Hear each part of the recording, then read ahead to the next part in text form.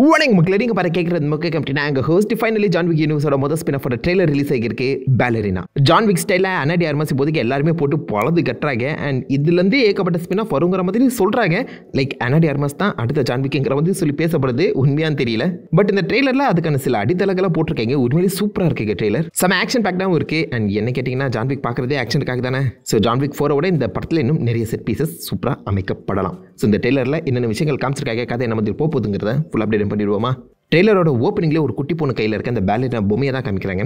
Ballerina பொம்மையிலுமே ரத்தக்கரை இருக்குது, அந்த குட்டி பொண்ணு கண்ணிலையுமே பார்த்தீங்கன்னா ரத்தக்கரை இருக்குது. எங்கே உட்காந்துட்டு இருக்கான்னா மோஸ்ட்லி லைக் ஒரு போலீஸ் ஸ்டேஷனில் தான் உட்காந்துட்டு இருக்கான். பட் எந்த ஒரு போலீஸ் ஸ்டேஷன் தெரியலங்க. அந்த இடத்துல தான் நம்ம வின்ஸ்டன் உள்ள வராப்பில். ஸோ வின்ஸ்டன் ஞாபகம் இருக்கா, நம்ம ஜான் விக்கை இந்த யூனிவர்ஸுக்குள்ள கூட்டிகிட்டு வந்ததும் அவர் தான். அனா டி ஆர்மஸ் அந்த பேலரினா உள்ள கூட்டிகிட்டு வர போகிறதும் அவர் தான். உனக்கு டான்ஸ்னால் ரொம்ப பிடிக்குமாமே, எனக்கு தெரிஞ்ச ஒரு டான்சிங் ஸ்கூல் இருக்கு, உன்னை சேர்த்து விடட்டா அப்படின்னு சொல்லி கேட்குறாப்புல. அது டான்சிங் ஸ்கூலாடா, கொய்யால கொலகார ஸ்கூல்ரா அது. ஜான் விக் 3 பேரபலம்ல நீங்கள் இந்த ஸ்கூலை பார்த்துருக்கலாம், ரஸ்கா ரோமா. ஆக்சுவலாக இந்த இடத்துல தான் நம்ம ஜான் விக்கும் ஃபர்ஸ்ட் ட்ரைனிங் போயிட்டு இருந்தாரு. இந்த டேரக்டர் தான் ஆக்சுவலாக ஜான் விக்கை எடுத்து இந்த மாதிரி அந்த ரஸ்கா ரோமாவில் வளர்த்த மாதிரி சொல்லுவாங்க. இந்த இடத்துல நம்ம வின்ஸ்டன் வந்து பார்த்தோன்னா ரஸ்கா ரோமாக்குள்ள இந்த அனா டி ஆர்மஸ் அந்த கேரக்டர் சேர்த்து விடுற மாதிரி இருக்கேன். இவங்களுடைய பேர் ஈவ் மெக்காரோ அப்படின்னு சொல்லி மென்ஷன் பண்ணியிருக்காங்க. ஏதாவது கொஞ்சம் கேட்சியான நேமாக கொடுத்தா ஈஸியாக இருந்திருக்கும். ஜான் விக் எவ்வளோ கேட்சியாக இருக்கு. ஈவ் மெக்காரோ வாழ நுழையாத ஒரு பேராக கொடுத்துருக்கீங்களா. பட் டெக்னிக்கலாக நம்ம ஈவ்னு வச்சுக்கலாம். மோஸ்ட்லி படம் முழுக்கவே ஈவன் தான் சொல்லி கூப்பிடுவாங்கன்னு நினைக்கிறேன். ஈவன் பேர் வச்சிருக்காங்க, எல்லாருமே டெத் ஏஞ்சலா இருக்காங்களே. பட் எனிவேஸ் இந்த இடத்துல தான் அவ அசாசின் ட்ரைனிங் போற மாதிரி காமிக்கப்படுது. அண்ட் ட்ரைனிங் பங்கமா கொடுக்கப்படுது. ஈவ் டெக்னிக்கில் அந்த சமயத்தில் ஆர்ஃபனாக தான் இருக்கணும். ஏன்னா அந்த படம் ஒரு ரிவெஞ்ச் பிளாட்டாக தான் நகர்ப்பது. எப்படி ஜான் விக் 1ல் அந்த நாயை கொன்னதுக்காக ஜான் விக் ரிவெஞ்ச் எடுத்தாரோ, அதே மாதிரி சின்ன வயசுல இருக்கும்போது ஈவோட அப்பா அம்மா வந்து பார்த்தீங்கன்னா ஏதோ ஒரு ஆர்கனைசேஷன் கொன்னுது. முக்கியமாக அவங்க அப்பாவை கொன்னதுக்காக தான் இந்த பக்கம் ஈவ் வந்து பார்த்தீங்கன்னா இந்த ரிவெஞ்ச் எடுக்க போகிற மாதிரி காமிச்சிருக்காங்க. ஸோ விச் மீன்ஸ் அம்மா ஆல்ரெடி இறந்துருக்கணும். எங்கள் அப்பாவை கொண்டு நான் கொல்லாமல் விட மாட்டேன் அப்படிங்கிற மாதிரி தான் டெல்லியிலே மென்ஷன் பண்ணுற அந்த சமயத்தில் என்ன ஆர்கனைசேஷன் அதுக்கும் அவங்க அப்பாவுக்கும் சம்மந்தம் இருக்காங்கிறது இப்போ கேள்விக்குரிய மாதிரி இருக்கு. மேபி அவங்க அப்பா ஹை டேபிள் எதிர்த்து ஏதாவது சம்பவம் செஞ்சிருக்கலாங்க. அவங்க அப்பாவுக்கும் பாசிபிளி இந்த ஜான் விக் ஆர்கனைசேஷனுக்கும் ஏதோ சம்மந்தம் இருக்கணும். நம்புற கான்டினென்டலுக்கும் சம்மந்தம் இருக்கலாம். ஜான் விக் பியூர் ஆர்ஃபன் தான். பட் இந்த இடத்துல வின்ஸ்டனே உள்ள வந்து இந்த பொண்ணை தத்தெடுக்கிற மாதிரி காமிக்கிற அந்த சமயத்தில் கான்டினென்டலுக்கும் இவங்க அப்பாவுக்கு ஏதோ சம்மந்தம் இருக்கு போலங்க. பயங்கரமான training sequence காமிக்கப்படுது. Ana de Hormuz நிஜமாலே இந்த இடத்துல அவங்களுடைய சென்ஸ்லாம் அவங்களே பண்ணாங்களாங்க. அது நிறைய இடங்களில் தெளிவாக தெரியுது. பேலரினாவா டான்ஸ் ஆட கற்றுருக்காங்க. ஸோ அதிகமான எஃபோர்ட் போட்டிருக்காங்க. அண்ட் ஜான் விக் 3 பேரபலமில் இந்த பக்கம் நம்ம ரஸ்கா ரோமாக்குள்ளே இந்த ஜான் விக் வந்து பார்த்தீங்கன்னா ஹெல்ப் கேட் வந்துருப்பார்ல, அந்த சீக்வன்ஸ் அப்படி இந்த இடத்துல ப்ளே ஆகுது. அங்கே தான் ஃபர்ஸ்ட் டைம் இந்த பக்கம் பாபா யாகான்னு சொல்லி ஒருத்தர் சுற்றிட்டு இருக்கான் அப்படிங்கிற விஷயமே அனா டி ஆர்மஸ் இந்த ஈவ் கேரக்டருக்கு தெரிய வருது. ஸோ டேரக்டாக ஜான் விக்கை பார்க்குறது மட்டும் இல்லாமல் ஒரு கட்டத்தில் அவனை தனியாக பார்த்து பேசவும் செஞ்சுருக்காங்க போல. அந்த இடத்துல அந்த ஜான் விக்கை பார்த்து நீங்கள் செய்கிறது எப்படி நான் செய்கிறது அப்படின்னு சொல்லி கேட்க, நீ ஆல்ரெடி அதை செய்ய ஆரம்பிச்சிட்டேன் அப்படிங்கிற வந்து மென்ஷன் பண்ணுவாப்ல. ஸோ ஜான் விக் இந்த படத்தில் அப்பியர் ஆக போறாரு. அண்ட் புது சீக்வன்ஸுமே பார்த்தீங்கன்னா ஷூட் பண்ணியிருக்காங்க. பழைய ஷாட்டை அப்படியே ரீப்ளேஸ் பண்ணுவாங்க தான் நான் நினைச்சேன். இல்லைங்க, Keanu Reeves is coming back. இதை John Wick 3 and John Wick 4க்கு நடுவில் செட் பண்ணியிருக்க அந்த சமயத்தில் பர்ஃபெக்டாக டைமும் மேட்ச் ஆகும். ஜான் விக் 5 வேற கன்ஃபார்ம் பண்ணியிருக்காங்க. அதை நான் தனியாக சொல்கிறேன். பட் இந்த இடத்துல நீ ஆல்ரெடி என்ன மாதிரியே ரஸ்கா ரோமாவில் சேர்ந்துட்ட. ஸோ என் பாதையில் தான் நீயும் வந்துட்டு இருக்க. ரிவெஞ்ச் மோட்டிவாக இருக்க அந்த சமயத்தில் நான் என்னென்ன விஷயங்களை செஞ்சனோ அதெல்லாமே இப்போ நீயும் செய்ய ஆரம்பிச்சிருக்கேன் அப்படிங்கிற மாதிரி ஓப்பனாகவே சொல்கிறாரு. அது மேபி இந்த இடத்துல நம்ம இவருக்கு ஒரு மிகப்பெரிய மோட்டிவேஷனாக அமையலாம். அது வரைக்கும் அவன் சின்ன பொண்ணா ரொம்ப இன்னசென்ட்டாக தான் இருக்கா.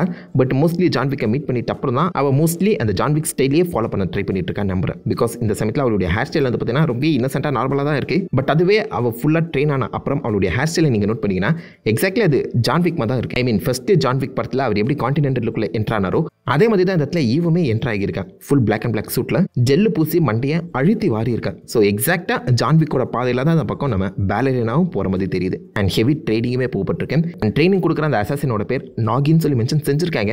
ஜெயிக்கணும் அவ்வளோதான் மோட்டிவ். எப்படி வேணாச்சும் ஜெயிக்கலாங்கிற மாதிரி தான் ட்ரைனிங்கே கொடுக்கப்படுது. ஜான் விக்குமே இப்படி தான் ட்ரைனிங் கொடுக்கப்பட்டிருக்கணும். பிகாஸ் ஜான் விக் கன்னை மட்டும் நம்பி இருக்க மாட்டாரு. பென்சில் வச்சு 3 பேரை போட்டு தள்ள ஒரு அதே மாதிரி தான் இந்த படத்தில் வர சில ஆக்ஷன் சீக்வன்ஸில் நம்ம சுற்றி இருக்க அந்த என்விரான்மெண்டல் விஷயங்களை நம்பி தான் மற்றவங்களை போட்டு தள்ளுற மாதிரி சீக்வன்ஸ் அமைக்கப்பட்டிருக்கேன்.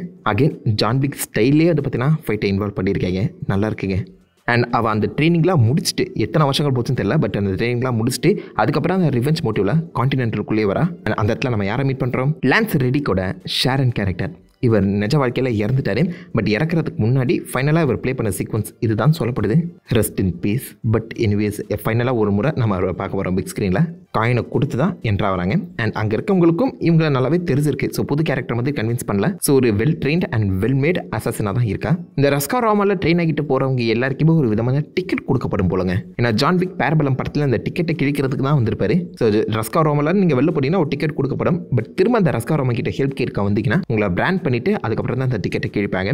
ஸோ அந்த மாதிரி லைக் இந்த படத்தில் அந்த ரஸ்கா ரோமாவை பற்றின ஒரு ஃபுல் டீட்டெயில் நம்மளுக்கு கிடைக்கப்படலாம். ஏன்னா அது ஒரு சமயம் இன்ட்ரெஸ்டிங்கான ஆர்கனைசேஷன், கிரைம் ஆர்கனைசேஷன் தான் ஜெர்மனியில் செட் ஆகிருக்கும். எப்படி இந்த ஜான் விக் படத்தில் ஹை டேபிள் அண்ட் கான்டினென்டல் பற்றி நம்மளுக்கு நிறைய விஷயங்கள் சொன்னாங்களோ அதே மாதிரி இந்த படத்தில் எனக்கு தெரிஞ்சு ரஸ்கா ரோமாவை இன்னும் தெளிவாக டீட்டெயிலாக காமிக்கலாம். ஜான் விக் வெறும் ஃப்ளாஷ்பேக் சீக்வன்ஸில் மட்டும் தான் வருவாராக நீங்கள் கேட்பீங்க.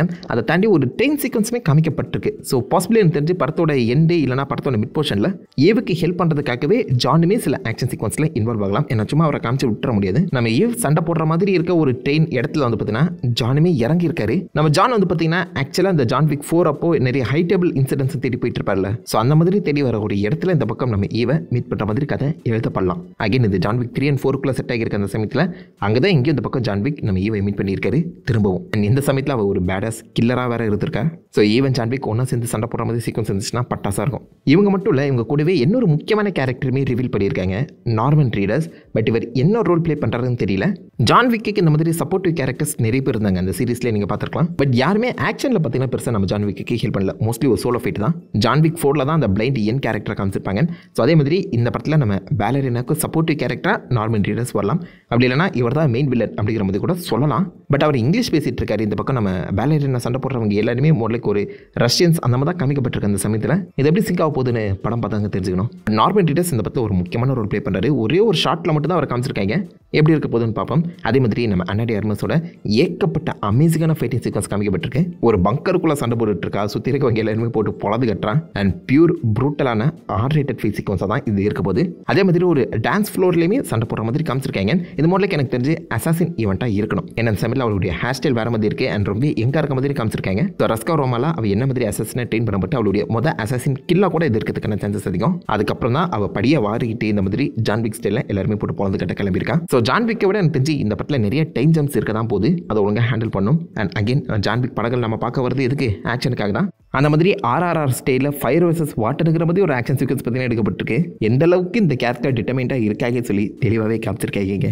இந்த இடத்துல நீ ஆல்ரெடி நான் செய்கிறதே செய்கிற அப்படிங்கிற மாதிரி ஜான் விக் சொல்லும்போது அது கிட்டத்தட்ட ஜான் விக் அவருடைய அந்த டார்ச்சை நம்ம பேலரினா கிட்ட கொடுக்குற மாதிரி தான், என் பொறுப்பே இப்போ அவங்ககிட்ட இருக்குது அப்படிங்கிற மாதிரி கொடுக்குற மாதிரி தான் இந்த சீக்வன்ஸை எழுதியிருக்காங்க. ஸோ ஜான் விக் இப்போதைக்கு ஜான் விக் 4 இறந்துட்டார்ல. பட் இருந்தாலும் ஆக்சுவலாக இந்த ஜான் விக் 5ங்கிறது பார்த்தீங்கன்னா கன்ஃபார்ம் ஆகியிருக்கு. ஸோ அதில் ஜான் விக் இறக்காம திரும்ப ரிட்டர்ன் வருவாரான்னு சொல்லி பல பேர் கேட்டுட்டு இருக்காங்க. என்ன கேட்டிங்கன்னா ஜான் விக் 4 அந்த கதையை முடிச்சுட்டு இந்த பிளைண்ட் அசாசின் கேரக்டரை அதை பேஸ் பண்ணி கதையை நகர்த்தினாங்கன்னா இன்னும் பெட்டராக இருக்கும். அதுதான் எனக்கு தெரிஞ்சு ஜான் விக் 5 வரப்போகுதுன்னு நினைக்கிறேன். அதுவுமே ஒரு ஸ்பின் ஆஃபாக தான் வரப்போகுது.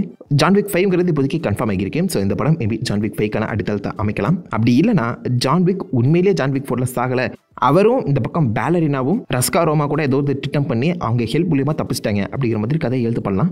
ஏன்னா இவ்வளோ பொறுத்த வரைக்கும் ஜஸ்ட் ரிவெஞ்ச் தான். இவ ஒரு பெர்ஃபெக்ட் அசாசினாக இருக்கணும்னு ஆசைப்படலான்னு நினைக்கிறேன். ஸோ ரிவெஞ்சை முடிச்சுட்டு அவங்க அப்பாவை கொண்டுட்டு ரஸ்கா ரோமா கூட டிக்கெட்டை கட் பண்ணிட்டு இந்த பக்கம் ஜான் விக் அண்ட் நம்ம பேலரினா ஒன்றாவே தப்பிச்சிருக்கலாம். அதுதான் அந்த ஃபைனல் ட்ரெயின் சீக்வன்ஸாக இருக்குமோ என்னமோ. பட் என்ன கேட்டிங்கன்னா ஜான் விக் 4 கொடுத்த ஒரு எண்டிங் ஒரு அமேசிங்கான எண்டிங். அதோடய முடிச்சு விட்டா நல்லாயிருக்கும். இந்த படம் என்ன மாதிரி அந்த ஜான் விக் யூனிவர்ஸை எக்ஸ்பேண்ட் பண்ண போகுதுன்னு பொறுத்தது பார்ப்போம். அகைன் ஆக்ஷன் செம்ம பேக்டாக இருக்குது. ஒரிஜினல் கிரேட்டஸே வந்து பார்த்தீங்கன்னா இன்வால்வ் ஆகியிருக்கு அந்த சமயத்தில். ஜான் விக் மாதிரி எதுவும் செம்ம ஆக்ஷன் பேக்டாக இருக்கும். நம்புவோம். அன்னா டி ஆர்மஸாகவே படம் பார்க்க வேணாம், நீங்கள் என்ன சொல்கிறீங்க? ஸோ இந்த பேலரினை பற்றி உங்கள் தாட்ஸ் உங்களோட வியூஸை மார்க்க வைக்கல காம் பண்ணிட்டு அந்த லைக் பண்ணி தட்டி விடுங்க. உங்களை நல்ல ஒரு ஆசமான வீடியோவில் மீட் பண்ணுறேன். இருக்கும் ஹேவ் ஃபன் கைஸ். வட்டா